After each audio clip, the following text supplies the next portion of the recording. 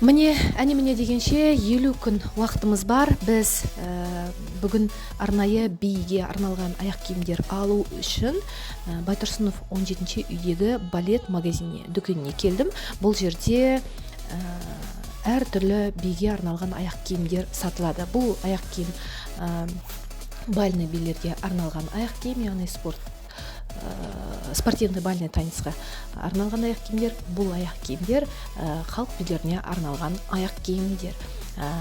Бұл енді чешкиді мен сыған биі үшін қолданам, ал бұл дайындық үшін арналған арнайы джазовки деген аяқ киім. Яғни джазовкиді көбіне біз классика сабағын өткен кезде қолданамыз. Ендіше біз түсірілімге заттарымызды жинап шығып жатырмыз. Барлықтарыңызды жақсы жаңалықтармен қуантуға тырысамын.